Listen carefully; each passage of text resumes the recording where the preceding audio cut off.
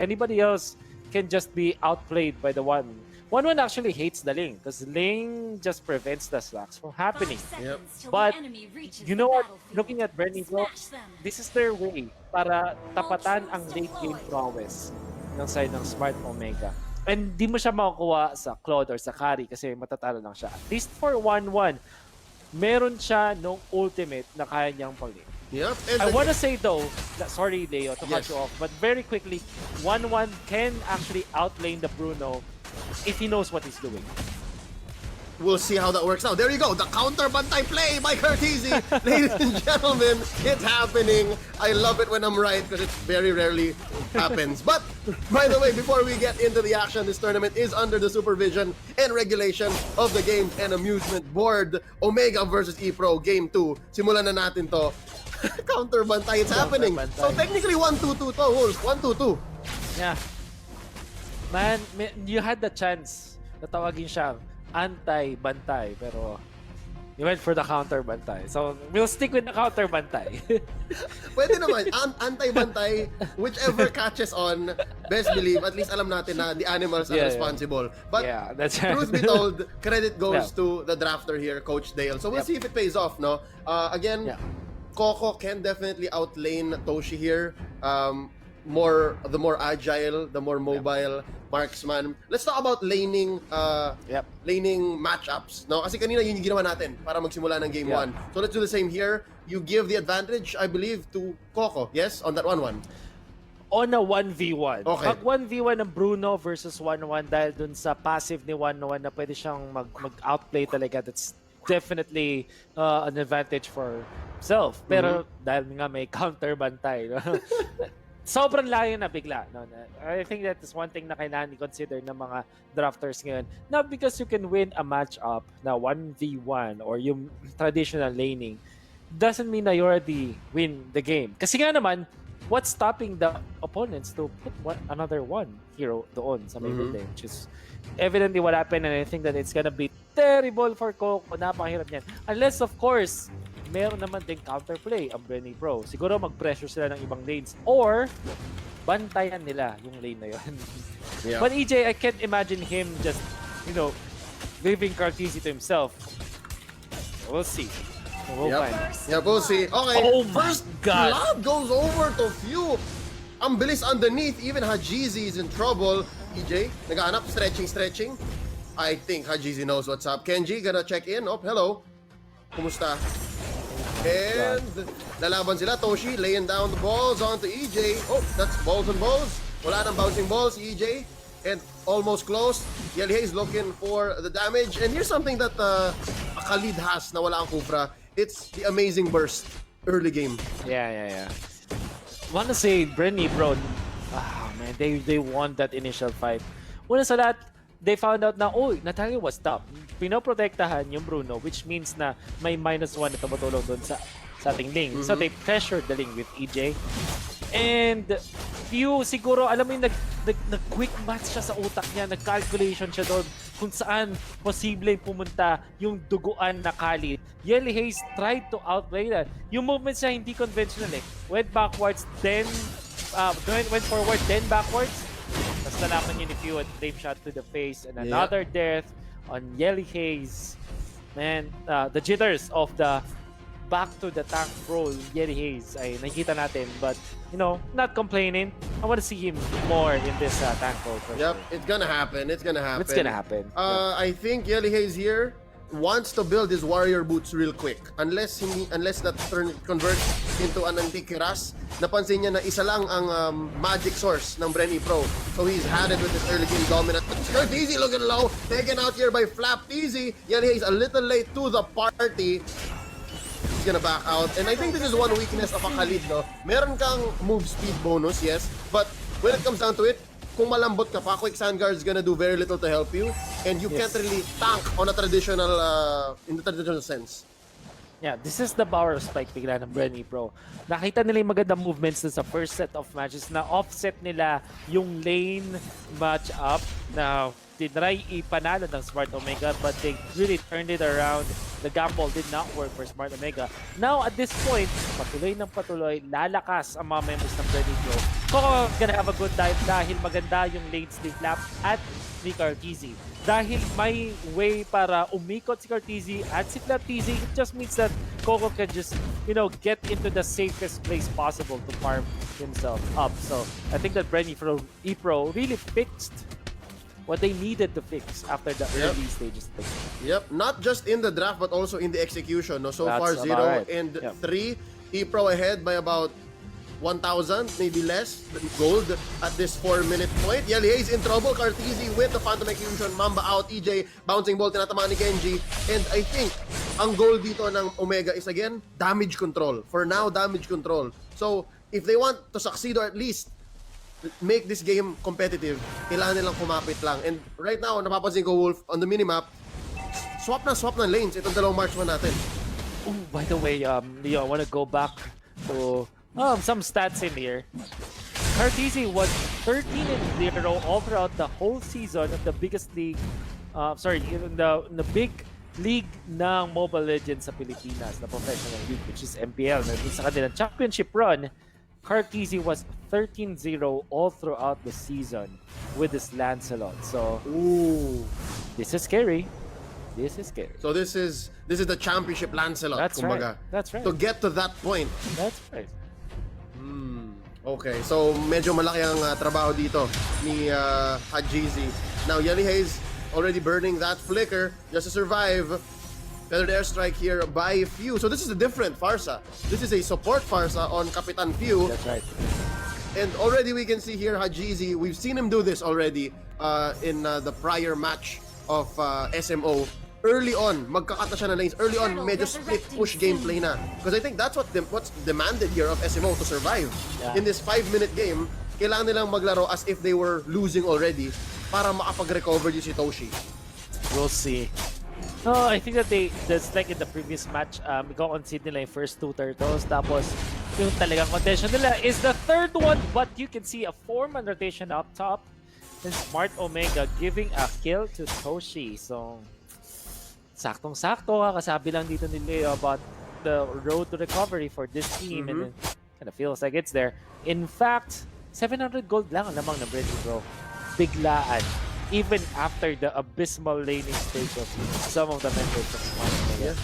The mid lane, to be specific, the mid lane is the one that's suffering from this anti-bantay play from Smart Omega, and now they're threatening to push mid. Here comes Yeli Hayes, laying down the damage. In comes the link. Carteezy gets the kill on Flapteezy. Goes down Mr. Canon. And here's another one. Phantom execution by Carteezy. Kenji barely gonna get away from the... Oh, Rampaging Sandstorm! Pumasok dito ang Khalid. Napabagsak naman ni Few right to the face. Goes down. Sayang yung magandang engage sana ng SMO. They go for a trade 1-for-1. Flapteezy for Yeli Hayes. And they go for the reset. I think it's gonna be a push by BREN ePro sa mid. Yeah. What actually Smart Omega did is just to buy time. They used everything that they can to just defend this turret in the middle. Ginamit nila yung Wave of the World. Even Yeli Hayes tried to sacrifice himself for that clear. Dalawang waves of minions sa kanila na clear. With that, they suffered 1 death. But I guess the fact that they have kept on in the middle for so long was good. Kenji, clutch time Kenji, up top will be taken out. And I think that there was a good play from Kenji kanina to stop EJ from retreating. Kung saan tinangke niya yung Tyrant's Revenge, and I think that's commendable. But Smart Omega, out of all that they did, the sacrificing turrets and heroes, it just means na pinapalapit lang nila. They're playing not to lose. Yun lang yung nangyayari dito for Smart Omega. Yep, but that might be just what's necessary at this point. And this is a different story we're telling from Game 1 at least. So guys, iba na to. Both teams know what happened. Both teams are noting the events of Game 1 at nag-a-adjust sila both accordingly. All turtles going so far to BREN ePro. Napag-push na 2 turrets each. And Hajizi, this is what a Link and Lancelot cannot. Kaya niyang mag-split push agad-agad. And at this point, 8 minutes in, nangyari na yung mga invasion dun sa purple buff. Do always take note of this. Lalo na pag may Link. At the team that is playing against Link should always contest the purple buff. Why is that the case? Kasi yung purple buff, guys, it gives you parang reduction dun sa usage mo ng mana or ng energy. And Ling relies so much dun sa energy because without energy, it cannot jump through walls. Kaya it's very important for Ling to secure that purple ball. Yep. Oh, here's another team fight waiting to happen. Kenji, di na target here of Carl TZ and EJ. Quick sandguard ni LH dito. Nagahanap siya ng magandang counter go. Looking for the turn. Cartesi here. Hit by a few marks of that 1-1. Si Toshi ang magiging main damage source nila dito. The Ling does not have a purple buff. Hajizi looking for it. Push by BREN Pro. Up top, in mid as well. Taken down by Few. Ang layo ni Hajizi. I think naintindihan dito ng Omega na ito na lang ang paraan. Raging Sandstorm by Yeli Haze here. Few able to bounce out of the effective range nung stun dito. And this is a very defensive gameplay by Omega. Sino binisita doon sa taas? Ni Hajizi. That's going to be Coco. He's in trouble looking low. Naharap dito ni Kapitan Few. Oh, he's still spinning around. Wolf of Cam kill by Coco. Oh my god. Not even gonna use the ultimate. Hindi kinailangan ni Coco yung ultimate. It was able to outplay Hajizi. This is evidently smart Omega. It seems like they have exhausted their outplays in the previous game. And they're looking like they're lost in game number 2 against BREN Pro. Yung kanilang mga decisions was just so anxious. Parang out of giggle na lang yung pinapakita mga laro. Like, Hajizi tried to go for a play of his own, separated away from his teammates at napatay siya. And then some of the defenses of Smart Omega hindi rin ganun ka-coordinated. And BREN Pro are really taking advantage of this. Cartesi with this confidence play against the Ling. Alam niya kung anong kailangan niya gawin. And look at the usage of the puncture reset. My god, Cartesi knows his Lancelot. Ooh, look at this, Coco. Triggers the crossbow of Tang, changing targets left and right. He's looking low. There's a Tempest of Blades shut down on that 1-1. It's a 2-for-1 trade so far. Cartesi goes down. Few gets him.